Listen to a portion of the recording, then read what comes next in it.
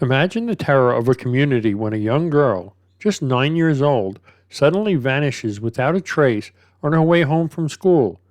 It's the kind of nightmare every parent dreads, and for the small town of Dewsbury in West Yorkshire, that nightmare became a grim reality in February of 2008. Shannon Matthews' disappearance set off a massive police search, one of the largest the UK had ever seen. But what made this case so unforgettable wasn't just the scale of the search or the media frenzy that followed. It was the shocking revelation that came later, something no one could have anticipated.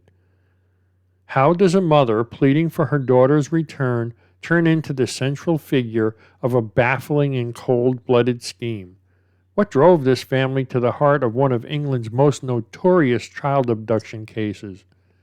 And why was Shannon being hidden in plain sight?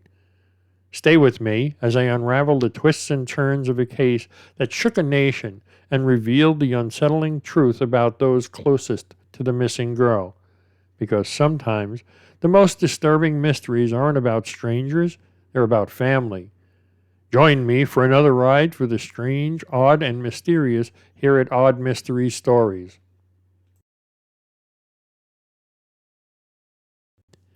On the afternoon of February 19th, 2008, Dewsbury, a small town in West Yorkshire, England, was thrown into disarray. 9-year-old Shannon Matthews was reported missing after failing to return home from school. The panic started to set in quickly as time passed without any sign of the young girl. What could have happened in the short walk from school to home? This wasn't the kind of place where children just disappeared, especially not in broad daylight. As the hours turned into days, concern grew. Shannon was last seen at her school, Westmore Junior School, where she had attended swimming lessons with her classmates. She was supposed to walk home afterward, but she never arrived. Her mother, Karen Matthews, reported her missing, and soon a community-wide search began. Friends, neighbors, and local residents banded together, determined to find Shannon. But strangely, there were no leads. No one had seen anything unusual, and despite England being one of the most heavily surveilled countries in the world, there was no CCTV footage that provided any clue as to where Shannon might have gone. This was particularly troubling for investigators. With all the available technology, how could there be no sign of a 9-year-old girl who had simply walked home from school? Was there something more sinister at play? Did she leave of her own free will? Or was someone out there watching and waiting for the right moment to strike? These were the questions that haunted both the local community and the police. Shannon's estranged father, Leon Rose, who had lost contact with his daughter months earlier, feared she may have tried to run away to find him. He issued a public plea for her to contact him, expressing his deep worry for her safety. Shannon had reportedly confided in friends that she wanted to live with her father instead of at home with her mother and half-siblings. Was it possible that Shannon had attempted to reunite with her father? Could this have been an innocent situation that spiraled out of control? Despite these possibilities, the local police were not ruling out foul play. Everyone was under scrutiny. The close-knit community began to feel a sense of unease. How could a child vanish without a trace? What if someone they knew was responsible? Shannon's mother, Karen, appeared devastated, making public appeals for her daughter's safe return. But despite her emotional pleas, the days dragged on and still no clues emerged. The mystery of Shannon Matthews' disappearance was deepening, and the entire nation was beginning to take notice. As police continued their investigation, the community held its breath, hoping that Shannon would be found safe. But no one could have predicted the shocking revelations that would eventually come to light. As time passed following Shannon Matthews' disappearance, what began as a local concern escalated into a full-blown national search. The West Yorkshire Police launched an investigation on an unprecedented scale, soon assembling over 250 officers and 60 detectives. This wasn't a routine search. It quickly became one of the largest operations the UK had ever seen. How could a 9-year-old girl vanish without a trace? The question weighed heavily on the minds of everyone involved. With public anxiety growing, local residents banded together to support the search efforts. The community of Dewsbury was out in force, scouring every inch of the area for any signs of the missing girl. Flyers were posted, door-to-door inquiries were made, and every possible lead was followed up, but there were no signs of Shannon. Even more perplexing, Britain's extensive network of CCTV cameras, which usually provided crucial evidence in cases like this, revealed nothing about her movements that day. Within days, national media outlets picked up the story. The Sun newspaper offered a £20,000 reward for information leading to Shannon's safe return, and soon the reward climbed to £50,000. This hefty sum brought more attention to the case, but despite the influx of tips, none led to Shannon. It was as though she had simply vanished into thin air. Could it be that someone close to her was involved? Or was she taken by a stranger? These questions mounted as the days dragged on without answers. The police began conducting an exhaustive search of over 3,000 homes in the area, stopping and questioning more than 1,500 motorists who may have seen something. Even specialized victim recovery dogs were brought in to comb the surrounding fields, playgrounds, and alleys in the hopes of finding some trace of Shannon. Yet, despite these efforts, the search was proving fruitless. With no solid leads and growing pressure from the public and the media, Karen Matthews, Shannon's mother, took a central role in the appeals for information. She appeared on television, tearfully pleading for anyone who might have seen her daughter to please come forward. At one point, Karen even suggested that someone might have taken Shannon to hurt her, though she claimed to have no idea who that could be. Was this a genuine appeal from a heartbroken mother, or was there something more to Karen's behavior that raised suspicion? The media and the public began to wonder if everything was as it seemed. As the search entered its third week, the police began to grow increasingly frustrated. The lack of solid evidence or witnesses led to dead ends. Shannon's case was slowly slipping from the headlines, with many comparing it to the media frenzy surrounding the disappearance of Madeleine McCann. Some speculated that the public and the media were less invested in Shannon's case because of her family's working-class background. Could class prejudice have played a role in the attention, or lack thereof, that her case received? Still, the search continued, and the hope remained that Shannon would be found alive. Little did anyone know, a shocking discovery was just days away, one that would completely turn the investigation upside down. After nearly a month of searching, on March 14, 2008, the Shannon Matthews case took a shocking turn. Following weeks of fruitless searches and public appeals, Shannon was found alive, hidden in the most unexpected place. She was discovered in a flat just 1 mile from her home in Dewsbury. The flat belonged to Michael Donovan, the uncle of Karen Matthews' boyfriend, Craig Meehan. This revelation stunned both the community and the nation. How could Shannon have been so close to home the entire time? Police were alerted to Donovan's flat by a neighbor who reported hearing the sound of children's footsteps from above, something that didn't seem right in a flat where no children lived. When officers searched the premises, they found Shannon inside the base of a divan bed, alive but frightened. She had been drugged and restrained to keep her from leaving or making noise. The discovery immediately raised more questions than it answered. How long had Shannon been there? Why would Michael Donovan, a family connection, be involved in her abduction? And most importantly, was Shannon's mother, Karen, aware of where her daughter had been all along? Donovan was swiftly arrested and charged with kidnapping and false imprisonment. Shannon was placed under protective custody by the police, who moved quickly to uncover the full extent of what had transpired during her disappearance. Initial investigations suggested that Donovan's involvement was not a random act of abduction, but a part of a larger, more sinister plan. As the investigation unfolded, the media and the public were astounded. Shannon's disappearance, which had seemed like a tragic case of a child lost or abducted by a stranger, was now revealing itself to be something far more disturbing.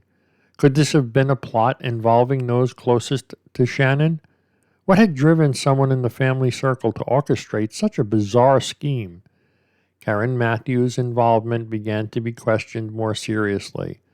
Her public pleas for Shannon's safe return seemed to take on a new, chilling light. How could a mother have not known where her child was for nearly a month if she was being held just a mile away? Was there any truth behind her emotional appeals, or was there something much darker beneath the surface? The discovery of Shannon Matthews in such close proximity to her own home marked the beginning of a shocking unraveling of the case. What followed would leave a nation horrified at the lengths some people would go to for money and attention.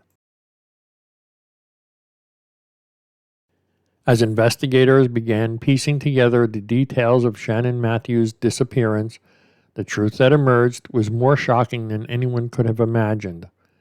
This wasn't the work of a random abductor or a stranger lurking in the shadows.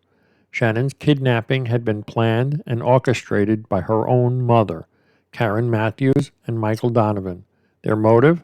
To claim the reward money that had been offered for Shannon's safe return. The plot was simple but horrifying.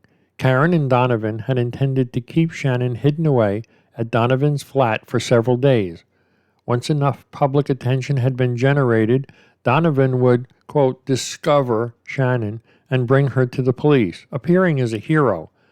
The two conspirators planned to split the £50,000 reward money that had been raised by the newspapers like The Sun and other donations from the public. It became clear that Shannon had been drugged during her captivity, both to keep her quiet and to subdue her. Tests revealed that traces of sedatives like temazepam and travel sickness medication had been found in Shannon's system, not just during the time of her disappearance, but possibly for months prior. This raised disturbing questions. How long had this plan been in the works? Had Shannon been unknowingly prepared for this ordeal long before her actual disappearance? Michael Donovan quickly confessed to his involvement, claiming that Karen had coerced him into the scheme. He stated that Karen had pressured him to hide Shannon and had assured him that they would both benefit financially once the plan succeeded. Donovan's defense during the trial was that he only participated out of fear of Karen's threats, but this did little to lessen the gravity of his role in the crime. Meanwhile, Karen Matthews continued to deny any involvement. Even as the evidence mounted against her, she sobbed in court, insisting she had nothing to do with Shannon's disappearance. But her story shifted several times during police questioning, leading investigators to believe that she was lying to cover up her role in the plot. The media portrayed Karen as cold and calculating, someone who would be willing to put her own child through a terrifying ordeal for personal gain. The public was outraged. How could a mother do this to her own daughter? Karen's emotional television pleas for Shannon's return were now seen as a cynical performance, a sham, designed to manipulate both the police and the public. The betrayal felt by the community of Dewsbury, who had rallied to find Shannon, was palatable. Those who had volunteered their time and resources were horrified to learn they had been part of a cruel charade. In November of 2008, Karen Matthews and Michael Donovan stood trial together at Leeds Crown Court, facing charges of kidnapping, false imprisonment, and perverting the course of justice. The prosecution laid out the shocking details of their plan, leaving little doubt that this was a calculated scheme to exploit public sympathy for financial gain. On December 4, 2008, both were found guilty on all charges. In November of 2008, the trial of Karen Matthews and Michael Donovan began at Leeds Crown Court. The nation watched closely as the shocking details of the kidnapping unfolded. The prosecution wasted no time in laying out the facts of the case. This was not a crime of passion or desperation, but a calculated plan to exploit public sympathy for financial gain. Both Karen and Donovan were charged with kidnapping, false imprisonment, and perverting the course of justice. The evidence presented in court painted a chilling picture. Shannon had been kept drugged and restrained during her captivity, all while Karen Matthews put on a public show of a desperate mother searching for her missing child. One of the most disturbing revelations came from forensic tests that showed Shannon had been sedated with drugs, potentially for as long as 20 months before her actual disappearance. This raised serious concerns about the level of planning and manipulation involved in the plot. The prosecution's case relied heavily on Donovan's confession. He admitted to keeping Shannon hidden in his flat and claimed that Karen had forced him into the plan. He described how they intended to split the £50,000 reward money once Shannon was found and safely returned. Donovan insisted that Karen had pressured him to participate, and he feared she might turn violent if he refused. Despite his claims of coercion, Donovan's role in the plot was undeniable. For Karen, the trial was a different story. Throughout the proceedings, she maintained her innocence, even as her lies began to unravel. She gave conflicting statements to the police and struggled to explain why Shannon had been found in Donovan's home. The jury was shown footage of Karen's emotional appeals for Shannon's safe return, now viewed with suspicion. Prosecutor Julian Goose accused Karen of fabricating story after story, calling her out for her deceitful behavior and claiming she had told lie after lie after lie. As the trial reached its conclusion, the defense's arguments were not enough to sway the jury. On December 4, 2008, both Karen Matthews and Michael Donovan were found guilty of all charges. The judge, Mr. Justice McComb, described their actions as, quote, inhuman and truly despicable, stating that their attempt to profit from a staged kidnapping had inflicted untold harm on Shannon and the public. On January 23, 2009, both Karen and Donovan were sentenced to 8 years in prison. The sentences reflected the gravity of their crimes and the betrayal of public trust. For many, this outcome provided some justice for Shannon, though the emotional scars she carried would take much longer to heal. The trial and the sentencing marked the culmination of a case that had shocked the nation, yet the impact of what Shannon had endured would leave a lasting impression, not only on her, but on the community and the country at large. The public and the media reaction to Shannon Matthews' kidnapping and the subsequent revelations were swift and intense. When Shannon was first reported missing, the case attracted significant attention. But as the shocking details of the fake abduction came to light, public outrage followed. This was no ordinary child abduction case. It was one that exposed a dark undercurrent of deceit and manipulation by Shannon's own mother.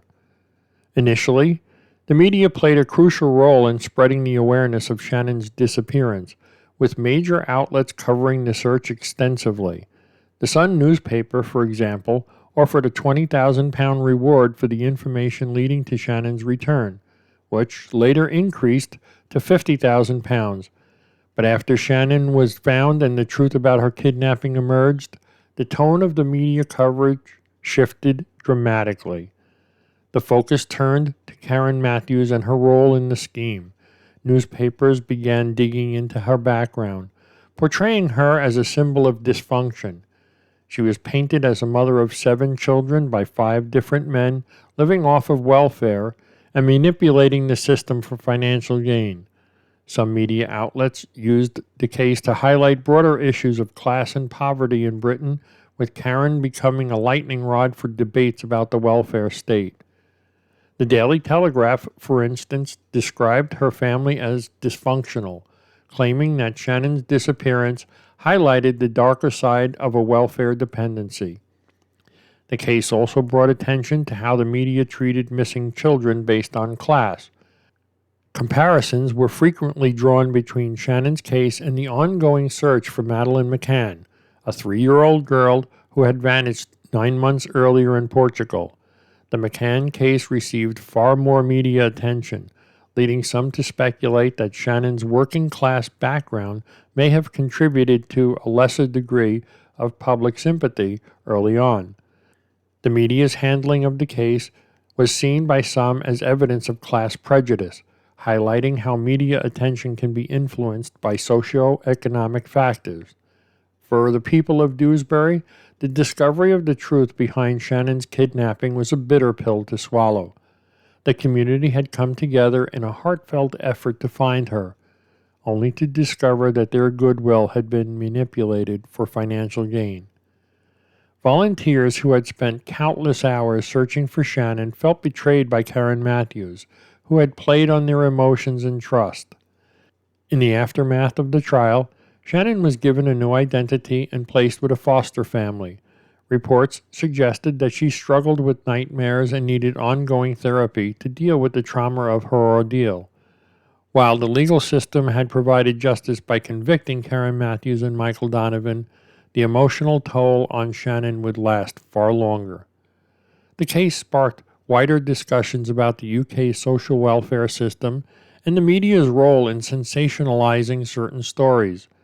It also left a lasting impact on how the public viewed cases of missing children, raising questions about how easily trust could be manipulated and exploited.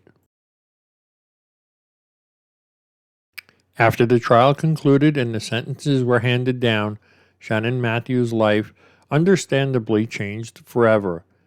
In the months following her rescue, Shannon was placed into protective care, given a new identity, and moved to live with a foster family far from Dewsbury.